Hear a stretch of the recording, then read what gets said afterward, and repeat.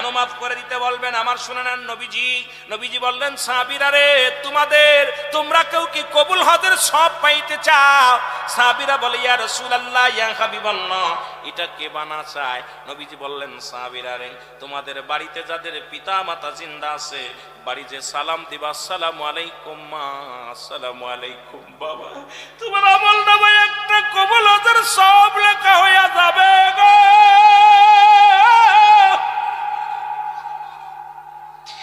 নবী দেখে সাহাবীরা চোখের পানি ছেড়ে কাঁদে, এক পাহাড়ের কিনারে বয়ে বয়ে কাঁদে। নবী কয়, সাহাবীরা তোরা কেন কান্দিস? সাহাবীরা বলে, নবী গো, আমাদের ঘরে মা নাই, আমাদের ঘরে বাবা নাই। এই আমলটা যদি 10টা দিন আগে শুনতে পারতাম, আমরা এই নেকিটা হাসিল করতে পারতাম। নবী গো, এই 20টা দিন, 1 মাস আগে মারে হারাইছি, বাবারে হারাইছি, আমরা দোয়া থেকে বঞ্চিত হয়ে গেছি। ইয়া রাসূলুল্লাহ, ইয়া হাবিবাল্লাহ।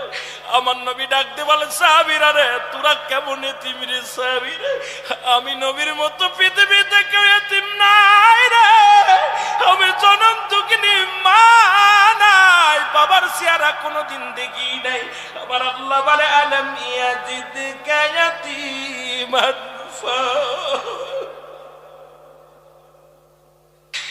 আল্লাহ ডাকতে বলে, হাবিব, তোমার আমি এতিম বানাইলাম, এমন এতিম মাত্র মায়ের গর্ভে 6 মাস। নবীজি দুনিয়া থেকে বাবা বিদায়, কোনদিন শরীয়তের চোখ দিয়ে বাবারে দেখে নাই। যখন 6 বছর বয়স মাকে হারাইলেন, 6 বছর 6 মাস যখন বয়স দাদারে হারাইলেন, আপন বলতে আপন জোড়া বিদায় হয়ে গেছে। নবী কান্দার বলে, সাহাবীরা রে, তোরাই বুঝিয়ে এতিম, আমি নবীর মা নাই, আমি নবীর বাবা নাই রে।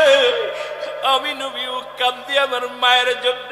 আমার আল্লাহ ডাকতে বলে, জিবরিল ধরে আজা আমার হাবিবের চোখে পানি।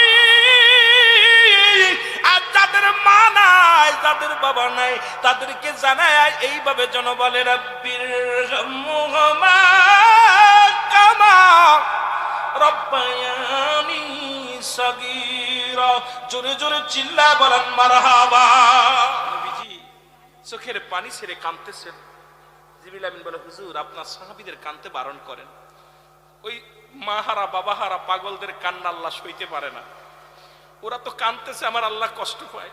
হাবিব, আপনারও তো মা নাই, আপনারও তো বাবা নাই, আপনি ওদেরকে বলে দেন এইভাবে, হে আমার রব, হে আমার প্রতিপালক, হে আমার আল্লাহ, আমার পিতা মাতা সগীরা গুনাহ মাফ করে দাও, কবিরা গুনাহ মাফ করে দাও, জানা গুনাহ মাফ করে দাও, জানা গুনাহ মাফ করে দাও। আমার সাথে বলেন, রব্বির হামহুমা কামা।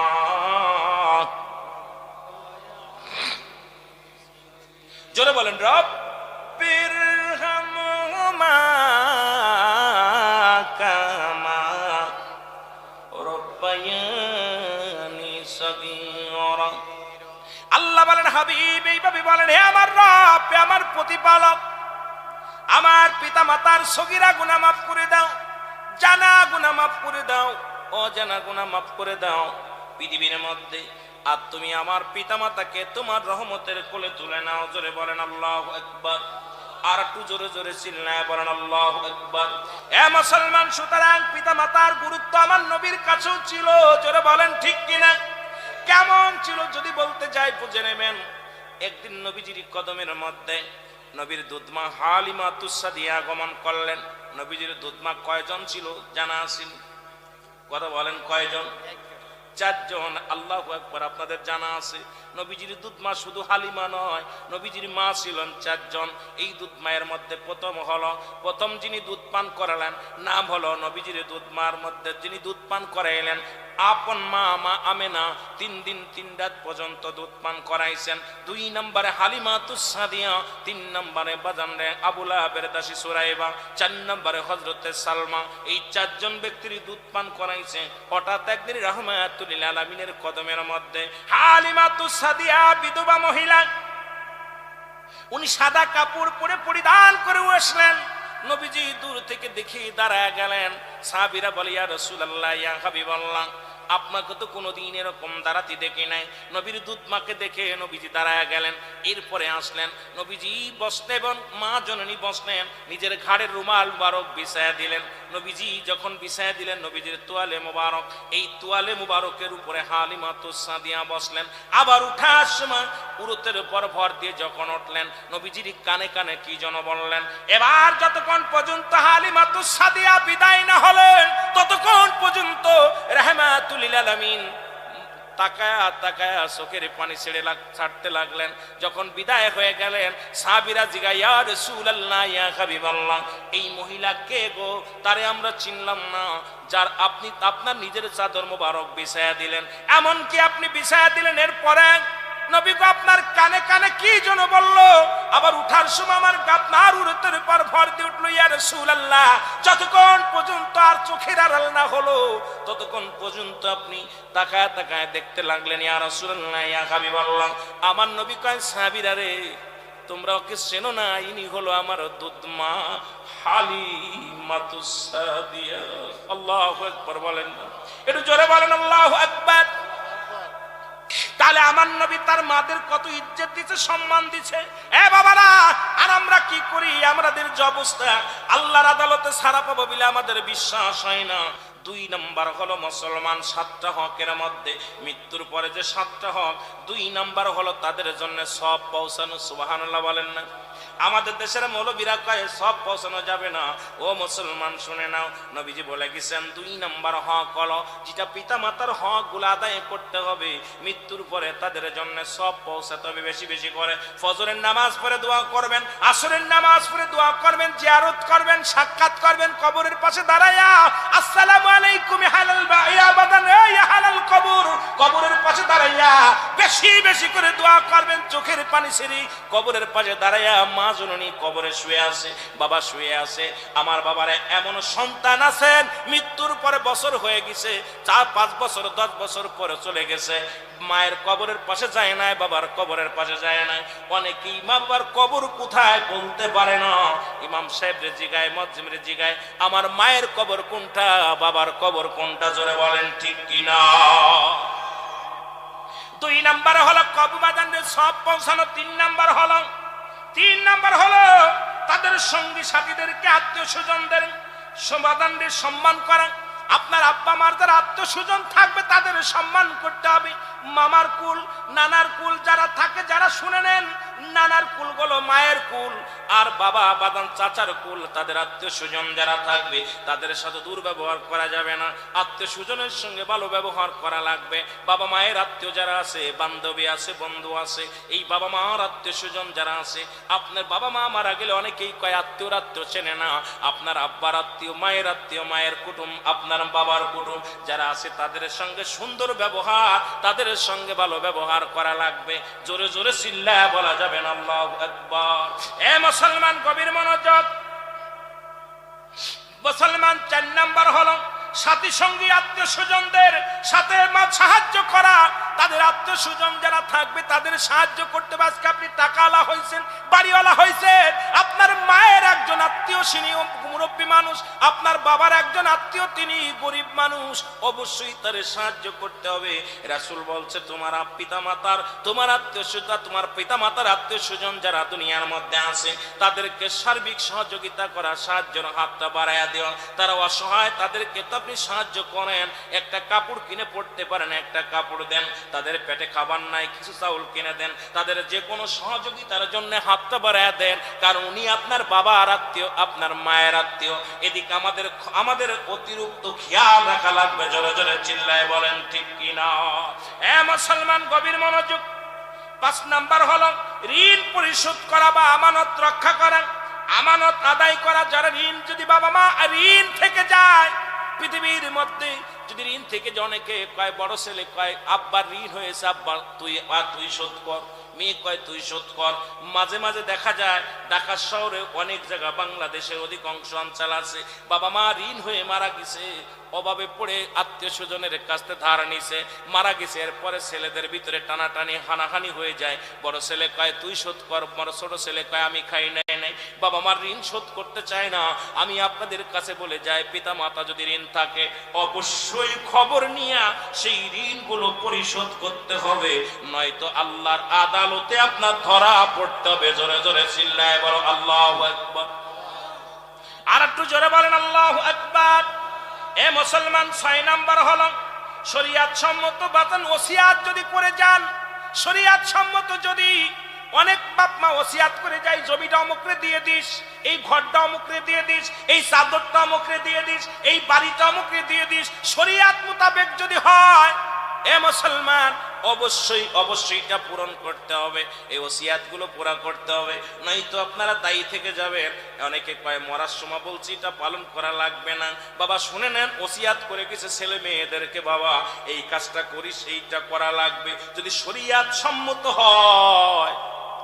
সেদিনকে একজন দেখলাম বাদান ফরিদপুরের জমিনে বাবার ওসিয়াত করে গেছে, আমি মারা গেলে এখানে হিন্দুদের একটা মঠ বানায়া দিস। এখন আমার জিগায় হুজুর, হুজুর গো, আমি কই কেন? কয় হুজুর বুঝতে পেরেছি, এই 3 বিঘে জমি আব্বা ফাঁকি দেখাইছে, এখন মরার পর চিন্তা করছে হিন্দুদের মঠ বানায়া দিলে গুনাহ মাফ হয়ে যাবে।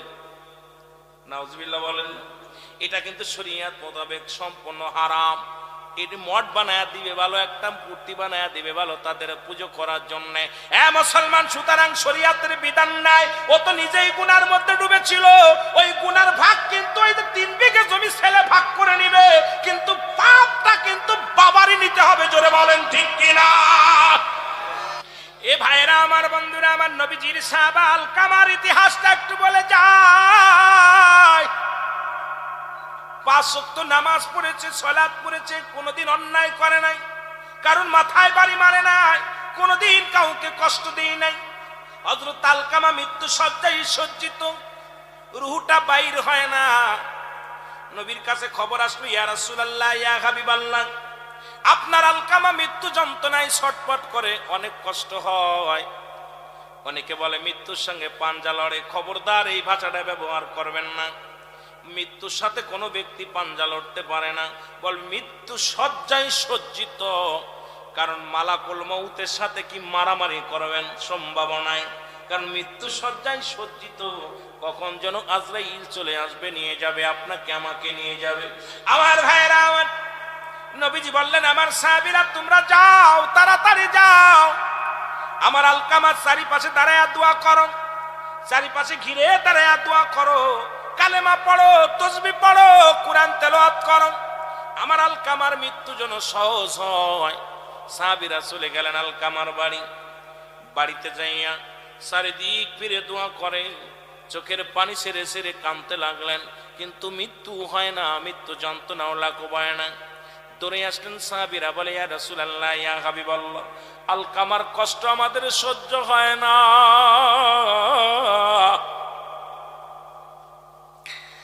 আলকামার মৃত্যু যন্ত্রণা দেখে সহ্য করতে পারি না, ইয়া রাসূলুল্লাহ, ইয়া হাবিবাল্লাহ, আপনি দোয়া করেন আলকামার জন্য মৃত্যুটা সহজ হয়।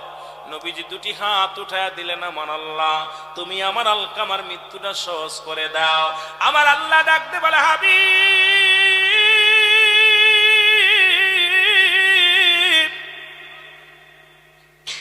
আপনি আজকে হাত নামা ফেলেন, কারণ ঘরের মধ্যে এখনো জনম দুঃখিনী মা জিন্দা আছে। যতক্ষণ পর্যন্ত মায়ের তার জন্য দোয়া না করবে, ততক্ষণ পর্যন্ত মা যতক্ষণ পর্যন্ত ক্ষমা না করবে, আমি আল্লাহ ততক্ষণ পর্যন্ত ক্ষমা করতে পারি না। তার মৃত্যু যন্ত্রণা সহজ করা সম্ভব হবে না। আল্লাহর নবী দূরে চলে আসেন আলকামার বাড়ি, সালাম দিলেন, আসসালামু আলাইকুম হালাল বাইত। ঘরের ভিতর কেউ আসনি, বাড়ির ভিতর ঘরের ভিতর আসনি কেউ, ভিতর থেকে আওয়াজ আসে, আলাইকুম আসসালাম। নবীজি বলে, মা, মা গো, ও আলকামার মা, আমি আপনার কাছে জানতে চাই, আমার আলকামা কি জীবনে কোনো অপরাধ করেছে, কোনো অন্যায় করেছে, জানতে চাই। নবী বলে, না না, আলকামা জীবনে এক ওয়াক্ত নামাজ সারে নাই, জীবনের নামাজ সারে নাই, জীবনে হজ সারে নাই, কোরবানি সারে নাই, যাকাত দেয় সারে নাই, জীবনে মিথ্যা কথা বলে নাই। আমার আলকামা একজন ফেরেশ মানুষ, আমার আলকামার মতো দ্বিতীয় আর কেউ হয় না। জোরে বলো আল্লাহু আকবার। আল্লাহর নবী ডাকতে বলে, মা গো, এত নেককার বান্দা যদি হয় তবে মৃত্যু যন্ত্রণা কেন এত কষ্ট হয় গো মা? জনম দুঃখিনী মা বলে, বাবা রে, আমার কলিজার মধ্যে বড় ব্যথা। সারা জীবন সে বইয়ের কথা শুনতো, বইয়ের পরামর্শ শুনতো। আমার মা বোনেরা শুনে নাও, আমি বইয়ের কথা আবার অনেককে মা বোন বলবে, রুহুল আমিন সাহেব এমনি স্বামী কথা শোনে না, তারপরে আবার আপনি কি বলে যান। শোনো মা, বইয়ের জায়গা বোর সঙ্গে কোনোদিন মায়ের তুলনা হয় না। মায়ের জায়গা মা, বইয়ের জায়গা বউ, বউ বউয়ের জায়গা বউ, মায়ের জায়গা মা, বাবার জায়গার মা। এর পৃথিবীর মধ্যে বউ যদি মারা যায় বউ পাবি,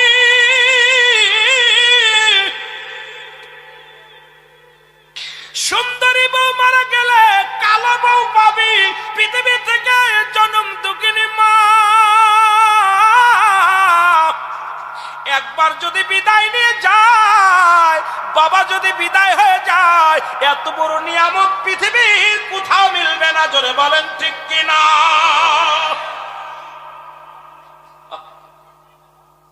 জনম দুঃখিনী মা বলে, বাবা মনের ভিতরে বড় কষ্ট, সারা জীবন শুধু বইয়ের পরামর্শ অনুযায়ী চলতো, বইয়ের কথা অনুযায়ী চলতো, আমার কোনো কথাকে মূল্যায়ন করতো না। এই কারণে অন্তরের ভিতরে বড় ব্যথা পেয়েছি বাবা, অন্য কারণ নয়। নবী কয়, মা গো তুমি তারে মাফ করে দাও, মা গো তুমি ওকে মাফ করে দাও। এবার মা বলে, বাজান রে, অন্তরের ভিতরে জাগাত লাগছে, কেমনে মাফ করি, আমি মাফ করতে পারবো না। আমার নবী ডাক দিয়ে বলে, সাহাবীরা রে, আয় আয়, খড়ি নিয়ে আয়, খড়ি নিয়ে আয়, আগুন নিয়ে আয়, আমি আমার সাহাবীরে পুড়াইয়া দিব। কারণ আমার সাহাবী মৃত্যুর পরেই হবে জাহান্নামী গো। মৃত্যুর পরে আলকামার জাহান্নামের আগুনে দাউ দাউ করে জ্বলবে, আমি দুনিয়া থেকে পুরাইয়া দিব। খড়ি আনা হলো, আগুন আনা হলো, চিতে সাজানো হলো, এবার আলকামার আগুন ধরানো হলো। আলকামার দেহখানা ধরে নিয়ে সাহাবীদেরকে বললেন, আগুনের মধ্যে ছেড়ে দাও, আগুন দিয়ে পুড়াইয়া শেষ করে দাও। জনম দুঃখিনী মা ঘরের ভিতর থেকে একটা চিৎকার মেরে দিছে, আমার নবীর সাহাবীরা রে, আমি জনম দুঃখিনী মা, আমি সহ্য করতে পারবো না। আমি মা বেঁচে থাকতে আমার কলিজার টুকরা আগুনে পুড়াইবা, আমি মা কেমনে মেনে নিব? আমার কলিজার টুকরা সন্তানের পিছনের সব দোষ ত্রুটি আমি জনম দুঃখিনী মা ক্ষমা করে দিলাম। জোরে জোরে চিল্লা বলা যাবে না আমার হাওয়া। সঙ্গে সঙ্গে আলকামা কালেমা পড়ছে, লা ইলাহা ইল্লাল্লাহু মুহাম্মাদুর রাসূলুল্লাহ। জোরে বলেন, লা ইলাহা ইল্লাল্লাহু মুহাম্মাদুর রাসূলুল্লাহ সাল্লাল্লাহু আলাইহি ওয়াসাল্লাম। এমন একজন জগৎ বিখ্যাত আল্লাহর ওলি, নাম হলো জুরাইস। আল্লাহু আকবার বলেন। জুরাইস এমন ইবাদত বন্দেগী করে, ঘরের মধ্যে কারুর লগে কথা বলে না, কারুর লগে কথা বলে না, নামাজ পড়ে। শুনে নেন, মা যদি ডাক দেয়, একমাত্র ফরজ নামাজ ব্যতীত সুন্নাতে দাঁড়াইছো, নফলে দাঁড়াইছো, নামাজ ছেড়ে দাও। ডাক দিছে মা অমুক আব্দুল মতিন সাহেব, মান্নান সাহেব, আলাউদ্দিন সাহেব, নামাজ ছেড়ে দাও। আগে ডাকের উত্তরে নাও, মা আব্বাজান বাবারা শুনে নাও, দিলের কান্ডা লাগা শুনে নাও। আল্লাহর ওলি জুরাইজ জগৎ বিখ্যাত একজন আল্লাহর ওলি। উনি ঘরের মধ্যে ইতিকাফে বসে ইবাদত বন্দেগি করে, ঘরের দরজা লাগায়া দিয়া নামাজে দাঁড়ায়া গেছে এবং জনম দুঃখিনী মা দরজার মধ্যে টোকা দিয়ে বলে জুরাইজ জুরাইজ জুরাইজ। তিনটা ডাক দিলেন, জুরাইজ দরজা খুললেন না, কথা বললেন না। উনি চিন্তা করে আমি নামাজে দাঁড়াইছি, আল্লাহর ইবাদত বন্দেগি করি, এখন যদি মায়ের ডাকে সাড়া দিই তাহলে আমার আল্লাহর সঙ্গে বেয়াদবি করা হয়ে যাবে। এই জন্য উনি ডাকে সাড়া দেন নাই, নামাজও সারেন নাই। জুরাইজের মা দরজায় দাঁড়াইয়া একটা দোয়া করে গেলেন, জুরাইজ আজকে যেমন আমার ডাকে সাড়া দিলি না, আমি তোরে মা হইয়া ডাক দিলাম, তিনটা ডাক দিলাম শুনলি না। পৃথিবীর মধ্যে যেন তুই জিনাকারী হইয়া, পৃথিবীর মধ্যে অপদস্থ হইয়া মৃত্যুবরণ করে জুরাইজ, আমি তোরে দোয়া করলাম তুই ইবাদত করি, জগৎ বিখ্যাত একজন আল্লাহর ওলি হবি, তবে পৃথিবীর মধ্যে থেকে অপমানিত অপদস্থ হইয়া বিদায় নিবি। জোরে জোরে চিল্লা বলা যাবে না আল্লাহু আকবার। হে মুসলমান শুনে নেন, জুরাইজ এর জন্য দোয়া করেছে কে? মা। জোরে বলেন কে? দোয়া কবুল হয়ে গেছে, দোয়া কবুল হয়ে গেছে। জুরাইজ জগৎ বিখ্যাত একজন আল্লাহর ওলি, মা দোয়া কবুল হয়ে গেছে, বিশাল একজন পীর সাহেব হয়ে গেল এলাকার মধ্যে, জগৎ বিখ্যাত একজন আল্লাহ মাহবুব বান্দা হয়ে গেলেন। জোরে বলেন মারহাবা। কিন্তু ওই যে মা দোয়া করেছে, জুরাইজ চিন্তা করে এলাকার মধ্যে যদি ইবাদত বন্দেগি করি মজা পায় না। উনি ইবাদত করার জন্য একটা পাহাড়ি অঞ্চলে একটা জঙ্গল বেছে নিলেন যে আমি এখানে বসে আল্লাহর বন্দেগি করব, মানুষের চোখের আড়ালে আমি আল্লাহকে ডাকবো। ইবাদত বন্দেগি যাই নামাজের ভিতরে বয়া বয়া খুব আল্লাহর জিকির করতেছে জুরাইজ। হঠাৎ ওই রাজ্যে মুসলমান শুনে নেন, এক মহিলা সে কি করলেন, ওই জুরাইজের ইবাদত দেখে এলাকার সব মানুষ জুরাইজের পক্ষ নিতে লাগলেন।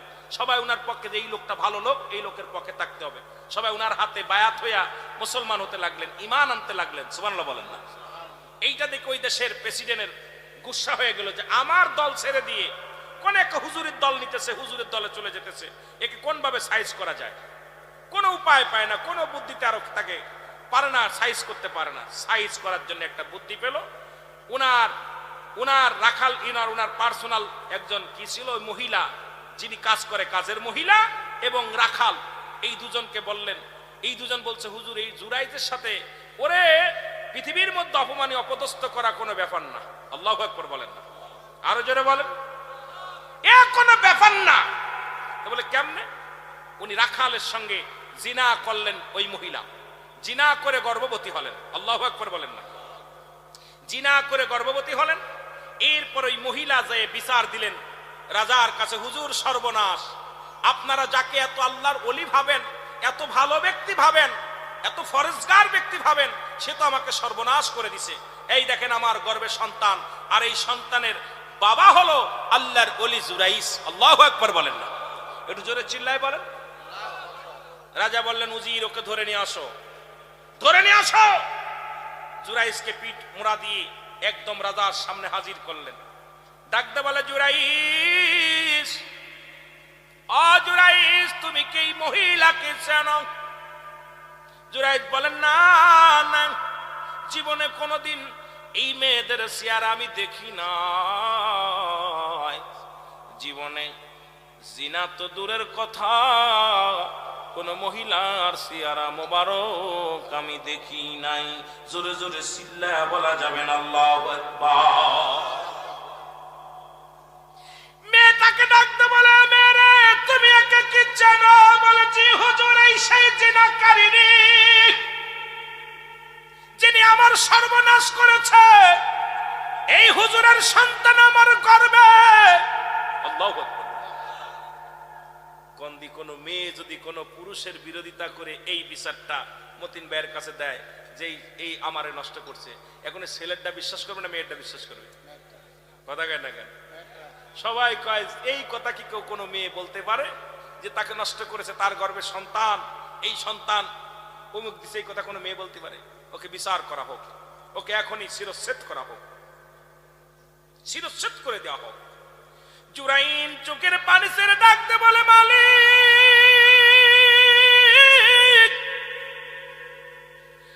আমার বুঝতে বাকি নাই রে আমার জনম দুঃখিনী মা। একদিন আমার বলেছিল জুরাইস তুমি জগৎ বিখ্যাত আল্লাহর ওলি হবা, তবে পৃথিবীর মধ্যে অপদস্থ জিনাকারী হয়ে মৃত্যুবরণ করবা। মা গো মা, আমার বড্ড ভুল হয়ে গেছে রে মা। চিৎকার পেরে কাঁদতে লাগলেন। কান্দে বলে আবার আল্লাহ সারা জীবন আপনার ইবাদত করেছি, আপনার বন্দেগী করেছি, আজকে যদি জিনাকারী হয়ে মৃত্যুবরণ করি মানুষ তো ইসলামের পর থেকে মুখ ফিরায় নিবে, মানুষ তো ধিক্কার দিবে। আল্লাহ আল্লাহ এই জিনাকারী করে আমার নিয়ে যাওয়া দুনিয়া থেকে এটা কেমনে হয়, এটা কেমনে হয় আল্লাহ তুমি দয়া করো দয়া করো। জিবরিল আমিন এসে কানে কানে ইলহামের মাধ্যমে জানা দেয় যে জুরাইস তুমি বলে দাও তোমাকে যেন আজকে হত্যা না করা হয়, যতদিন পর্যন্ত এই সন্তান এই মায়ের পেট থেকে, গর্ভবতী মার পেট থেকে যতদিন পর্যন্ত সন্তান ডেলিভারি না হয় ততদিন পর্যন্ত তোমাকে যেন জেল হাজতে রাখা হয়। এই সন্তানই বলে দিবে তার ভাইয়ের বাবার পরিচয়, তার মা কার সঙ্গে জিনা করেছে। এই সন্তান দুনিয়ার মধ্যে আগমন করে বলে দিবে তার মা কার সাথে নষ্টমী করেছে।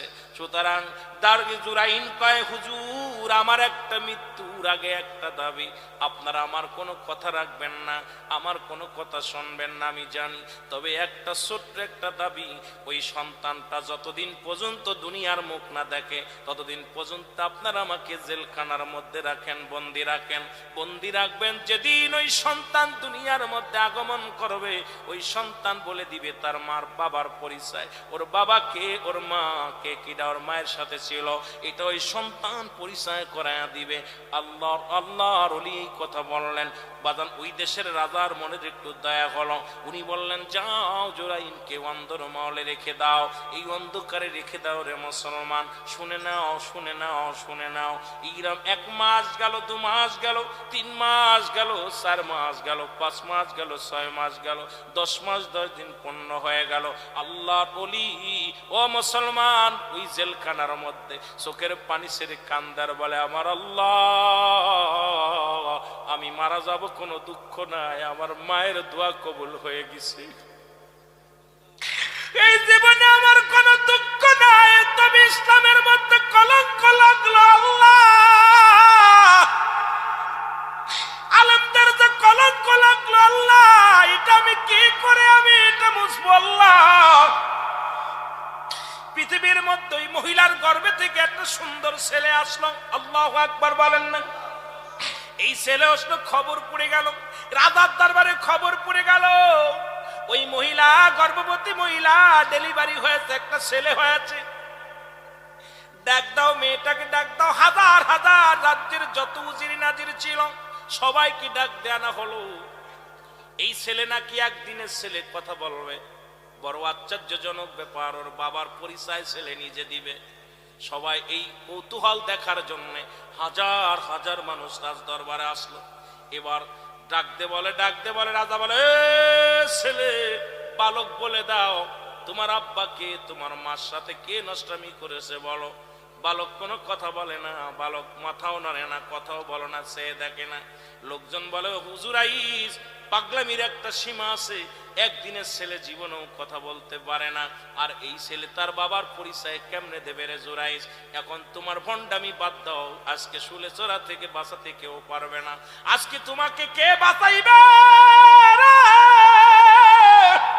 মৃত্যুদণ্ড থেকে পৃথিবীর কোন মানুষ তোমারে বাঁচাইতে পারবে না। সুতরাং একদিনের পোলা কথা বলতে পারবে না। জুরাইদ চোখের পানি ছেড়ে কান্দার বলে আল্লাহ আমার একটু উপায় বলে দাও, তুমি তো বলেছিলে ওই ছেলে তার বাবার পরিচয় দিয়া দিবে। আজকে এত মানুষের সামনে রাজা বলতেছে ছেলের কাছে জিগায়, ছেলে তো কথা বলে না, মাথা নাড়ে না, সে দেখে না। ইলহামের মাধ্যমে ডাক দেখায় জুরাইদ জুরাইজ, ওই সন্তান সবার কথা শুনবে না।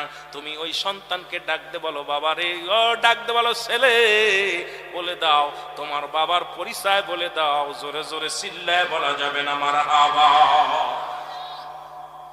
জুরাইজ ডাক দে বলে,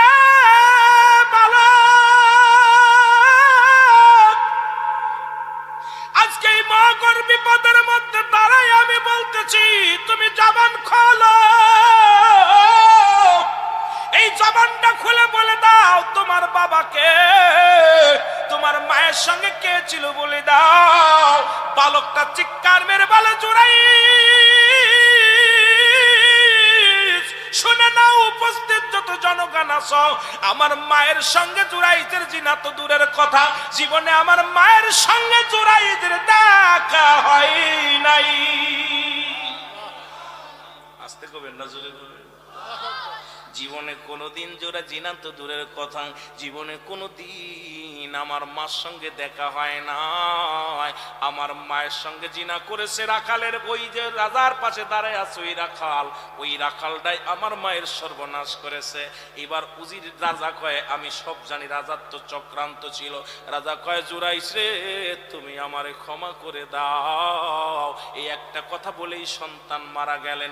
এবার জুরাইজ ক্ষমা চাইলেন, জুরাইজের কাছে ক্ষমা চাইলেন রাজা। যারা জমা চাইলেন, আমাদের ভুল হয়ে গেছে, এই তোমাকে 10টা মাস জেলে বন্দি করে রেখেছিলাম, কত কষ্ট দিছি অন্ধকার মহলে রাখি। আরে জুরাইজ, আমাকে তুমি মাফ করে দাও, আমাকে তুমি মাফ করে দাও।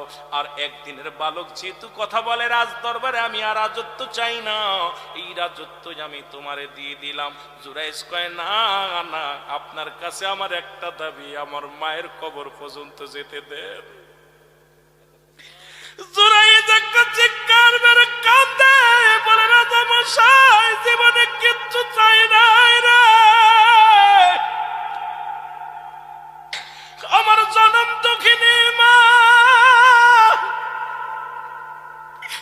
আমার দুঃখিনী মা 10 মাস 10 দিন গর্ভে ধারণ করেছিল, একটা বুলের খিসারত দিতে চাই আমি জিনাকারিনী হয়ে গেছি রে। আমি যতদিন বেঁচে আছি রাজত্ব চাই না, আমার মায়ের কদমে লুটে লুটে জীবন বিদায় করে দিব। আপনি আমাকে একটা সুযোগ দেন, আমি আমার মায়ের কবরের পাশে কেঁদে কেঁদে জীবন কাটাইব। রাজত্ব চাই না, বাড়ি চাই না, গাড়ি চাই না, নারী চাই না। আমার মা যদি আমার ক্ষমা না করে রে, আমি জাহান্নামী হয়ে যাব। আমি জুরাইজ, আমার অস্তিত্ব থাকবে না। রাজা বলে, জুরাইজ, আজকে এই পরীক্ষায় আমি নিজেও ফেল করেছি, আজকে এই বুলের খিসারত আমিও দিব, আমিও তোমার সঙ্গে কালেমা পড়ে দিব। ও দুনিয়ার মুসলমান শুনে নাও, রাজ্যের কত মানুষ ইমান আনলেন, কালেমা পড়লেন।